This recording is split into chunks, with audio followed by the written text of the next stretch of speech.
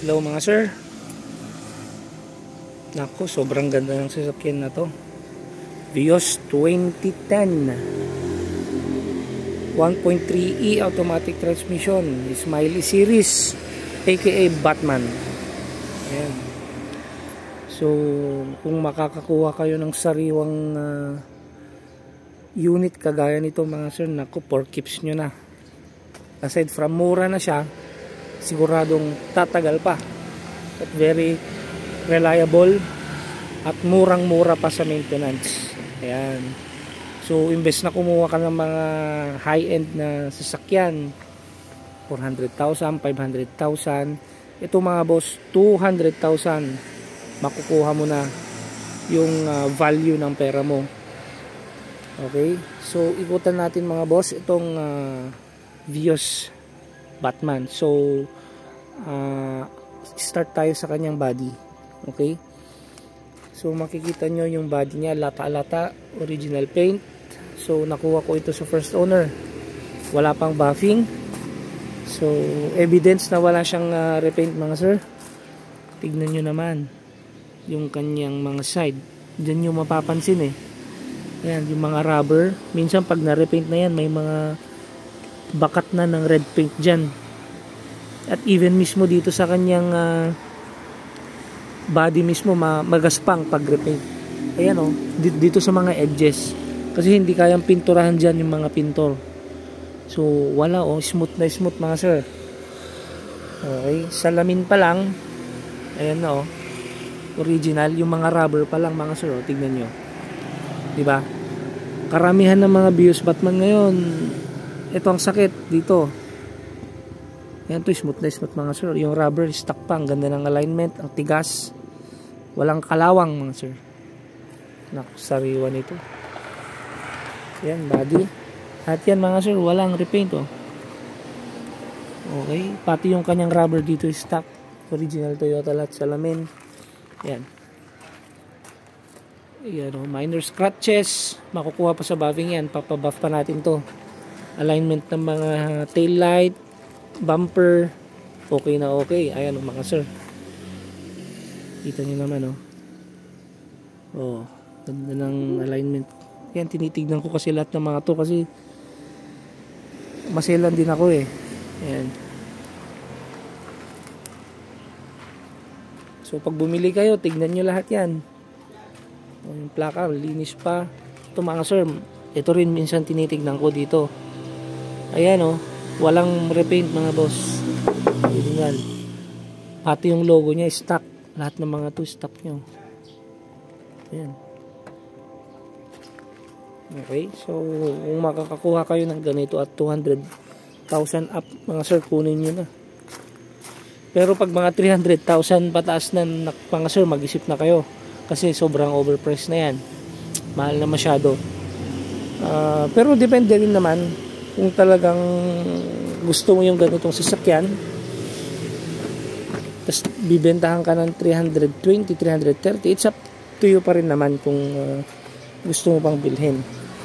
Pero dapat yung talagang ano na yun, hindi ginagamit, diba? Yung talagang wala ka ng sisitahin. Ayan o mga sir. So ang gusto ko dito mga sir sa ganitong Vios, unang-una, ang dali niyang i-drive. Super bilis niyang i-drive. Yung kahit saan ka pupunta, magaan siyang i-drive. Hindi ka mahihirapan mag-park, mag-sumingit-singit. Yan. Kasi compact siya eh. Pero sa loob mga sir, maluwag. Maluwag ang feeling niya. Okay, so electronic power steering na din. Ayan. 83,000 mileage. Ito sariwa pa yung stereo kasi sakit ng Vios is nagbla-block dito. Yung mga iba hindi na gumagana yung mga functions ng button, especially dito sa volume na may part. Ayan o, up, down. Yung iba ina-up mo pero nagda-down yung volume, diba? So ayan. Yan, yung mga ganitong mga klaseng unit mga sir, pag may nakita kayo, kunin nyo na.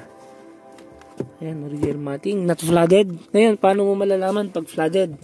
Unang-una mga sir, minsan kasi sa amoy, na ano yan napapabango yan. Okay, pero minsan kasi, pag hindi na linisan ng maayos ang baha or flooded, maamoy siya, mabaho. Parang amoy pawis, ganun. So, paano nyo mahalata? Number 1, siyempre tignan niyo sa matting. Di ba? At saka yung mga singit-singit na mga tornilyo dito, ayan, walang kalawang mga sir. Meaning hindi ito na-expose sa tubig. Pag ito nagkalawang mga sir, ibig sabihin, dumaan ng tubig dyan. Kasi yung carpet na di-detail yan na hindi mo mapapansin na flood yan. So, unang-una talaga tignan mo sa upuan, sa ilalim. Walang kalawang. Special sa mga part na dito. Ayan. Pag nabasayan mga sir, sigurado kalawang lahat yan. Okay? Ayan. Diyan mo mahalata. Sa amoy at sa ilalim ng upuan. Okay? Diyan mo malalaman kung flooded yung sasakyan or hindi. Pag umabot naman sa upuan, ako mahirap nang i-detail yan. Talagang kahit anong gawin mo dyan, sa tingin ko, pag na-flood ang upuan, mabaho na yan sa tingin ko kasi foam yan hindi mo naman basta-basta malalabhan to. So ayan yung mga i-check niyo sir. Sponge sponge ang nasa ilalim nito, kaya hindi mo basta-basta to malalabhan. Ayan, kaya pag flooded to mga sir, amuyin nyo na pag mabaho o mabaho. Ayan, sorry mga sir, natipid pa, di ba? So, yun yung mga titignan natin mga sir pag bibili tayo. Kung hindi ka naman maselan, okay lang naman kahit repaint as long as lata-lata yung kanyang body. So, lahat ng mga goma titignan din natin kasi in the future, gagastos rin tayo niyan. So, ayan. At of course, importante din na i-check natin yung kanyang engine. Okay? So, ayan. Titignan nyo rin mga sir, especially number 1 sa hood. Ito mga sir, kasi minsan dito hindi pinapansin ng mga buyer. Ayan, kasi kung lukot-lukot na ito mga sir, ibig sabihin may accident history na yung sasakyan. Tsaka malalaman mo pa lang pag may bangga na yan, pag sa harap, pag bunuksan mo pa lang sa hood latch sa loob, yung bukasan ng hood, pag inangat mo na yon, wala kang maririnig na click or yung tunog sa hood.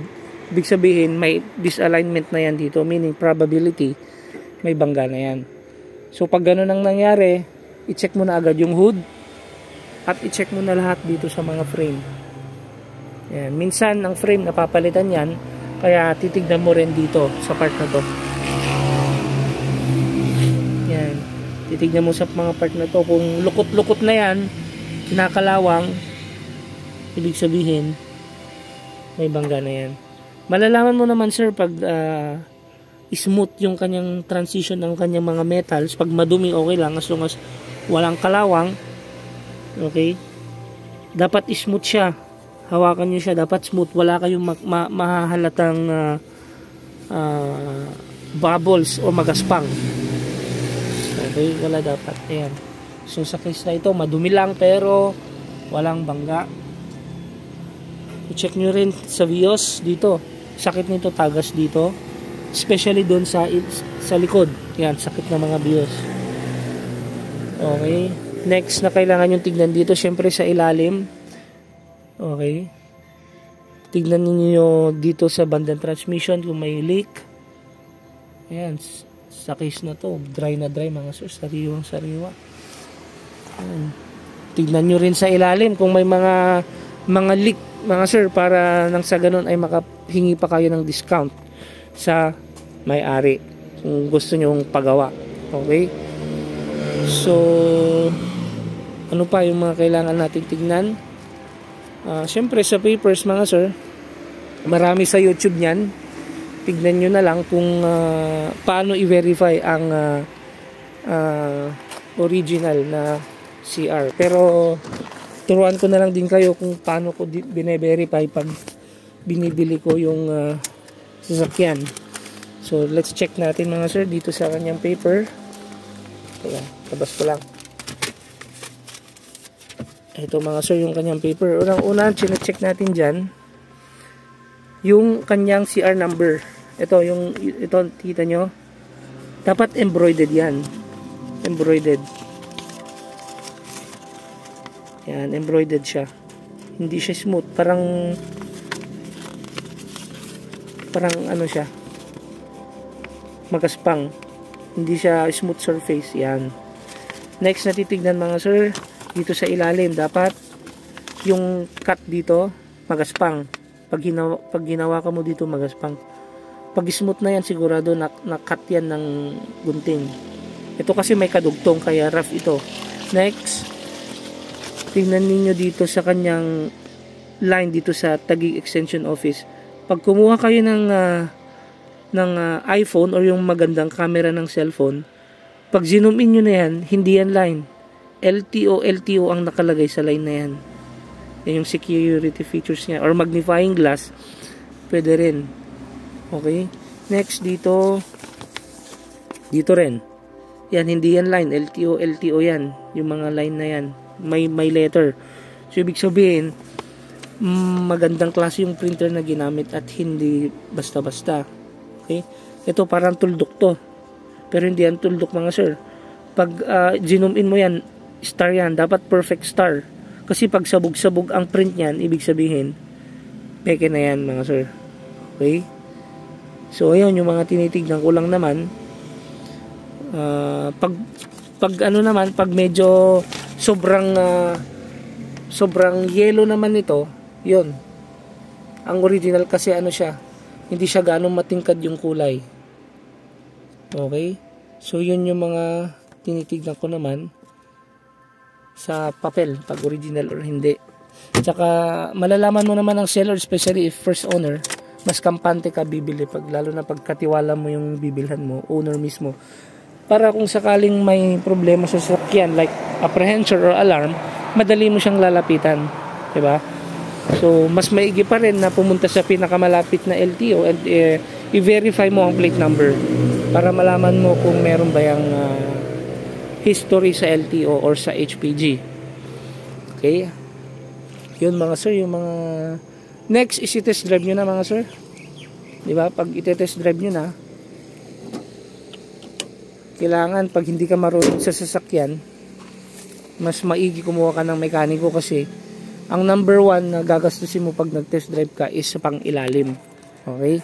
Pang ilalim, kung may mga unusual sound, lagutok, kailangan palitan yan. Gastos rin mga sir. So, kailangan mas maigi.